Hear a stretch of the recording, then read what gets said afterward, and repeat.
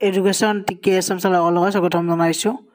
বন্ধুসকল, teacher transfer management system আৰু TTMS ইয়াত নতুন নতুন আপডেটবোৰ আহি থাকে। আমাৰ যিহেতু এতিয়া প্ৰায় এইটো মাহ গোটেই মাহটো ধৰি আমাৰ কি কৰিব, মিউচুৱেল ট্ৰান্সফাৰ হওক ছিংগল ট্ৰান্সফাৰ হওক এপ্লাইটো চলি থাকিব। আমাৰ কিছুমান SOP মতে আমাৰ নতুন নতুন SOP যিহেতু আমাৰ আগৰখিনিতো আছে আৰু নতুন নতুন কিছুমান এড কৰা হৈছে SOPত আৰু অনলাইন ডেট এক্সটেণ্ড কৰা নটিচখন পাইছেই বহুতে আৰু ইয়াতে কিছুমান নতুন নতুন আপডেট আহিছে। আপোনালোকে চাব পাৰে নিজে নিজে ৱেবছাইটত গৈ কিনে যে SRD teachers will be eligible to apply for inter district general transfer only if they have completed 10 years of continuous service। এতিয়া কিছুমান আগৰ কণ্টেক্সুৱেল বা ষ্টেট পুলৰ যিসকল শিক্ষক আছিল তেওঁলোকৰ ধৰি লওক 10 বছৰ হৈছে, 10 বছৰ হোৱাৰ পিছত এতিয়া তেওঁলোকে ছিংগল ট্ৰান্সফাৰ পাব লাগে, কিন্তু তেওঁলোকক আকৌ নতুনকৈ নিয়মীয়াকৰণ কৰা হৈছে। যিহেতু এতিয়া বহুতকে যোৱাবাৰ নিয়মীয়াকৰণ কৰা হৈছে, গতিকে যোৱাবাৰৰ পৰা কাউণ্ট নহয়, তেওঁলোকে যিমান বছৰ কৰিলে এতিয়া সেই গোটেই বছৰখিনি কাউণ্ট হ'ব। গতিকে তেওঁ 10 years যিটো ৰুলছ আছে সেইটো এপ্লাই কৰিব পাৰিব।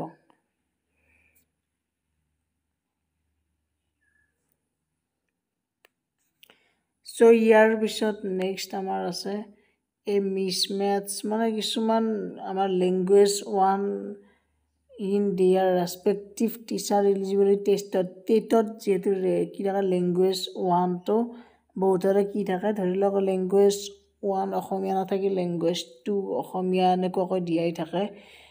গতিকে কিছুমান মিছ হৈ থাকে। The medium of instruction of the school where they are currently serving, বা স্কুলখনৰ মিডিয়ামটো ধৰি লওক অসমীয়া মিডিয়াম হ'ল, গতিকে তেওঁৰ লেংগুৱেজ ওৱানটো অসমীয়া মিডিয়াম হ'ব লাগে। আৰু in case of non TET teacher, এতিয়া কিছুমান শিক্ষক কি আছে, আগৰ পুৰণা শিক্ষকবিলাক টেট নাছিল তেওঁলোকৰ কোনো ধৰণৰ, গতিকে তেওঁলোকৰ যিটো medium of instruction school and the teacher medium of instruction up to the HS level, তেওঁলোকৰটো কেনেকুৱা হিচাপত ধৰিব। এতিয়া তেওঁলোকৰ ধৰি লওক অসমীয়া মাধ্যমৰ স্কুলখনত হাইস্কুলত তাৰমানে তেওঁলোকে মেট্ৰিক পাছ যেতিয়া কৰিছিল তেতিয়া অসমীয়া ছাবজেক্টটো যদি আছে বা আৰু স্কুলখনৰ মিডিয়াম ইনষ্ট্ৰাকশ্যন যদি অসমীয়া হয় আৰু HSLC এক্সামত যদি তেওঁলোকৰ অসমীয়া ছাবজেক্টটো আছে, সেইটো মিলি থাকিব যিসকলৰ টেট নাই। আৰু টেট থকাসকলৰটো চিনাক্তকৰণৰ অতি সহজ, কাৰণ টেটত যদি মিডিয়াম অফ ইনষ্ট্ৰাকশ্যন ধৰি লওক লেংগুৱেজ ওৱানটো অসমীয়া আছে তেনেহ'লে তেওঁৰ স্কুলখনো অসমীয়া। আৰু যদি টেট নাই, টেট নোহোৱাবিলাকৰ কেনেকুৱা হ'ব, হাইস্কুলত মেট্ৰিক পৰীক্ষাত যিটো অসমীয়া ছাবজেক্টটো আছে, গতিকে স্কুলখনো তেওঁ অসমীয়া স্কুলৰ মাধ্যমতে কৰি আছে, সেইটো মিলি আছে, গতিকে সেইটোৰ ক্ষেত্ৰত কোনো প্ৰব্লেম নাই। আৰু teacher serving as CRCCs from their headquarters schools as well as those attached to different schools will be provided with an option to edit their profile and update their details of their parent schools. Transfer order will be issued based on their parent schools only.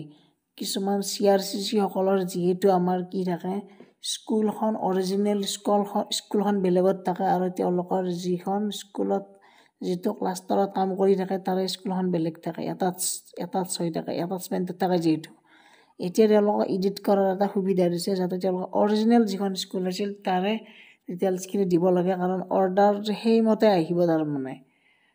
গতিকে এইবিলাক হৈছে কিছুমান important point. আৰু medium of ইনষ্ট্ৰাকশ্যনটোৰ কথা বহুতে confusion হৈ থাকে। Actually আমাৰ অসমীয়া মাধ্যমত স্কুলত আমাৰ অসমীয়া ছাবজেক্টটো আগতে থাকিব লাগিব, বা টেট পৰীক্ষা দিওঁতে আমাৰ থাকিব লাগিব, আৰু HSLCত অসমীয়া আমাৰ লেংগুৱেজটো থাকিব লাগিব।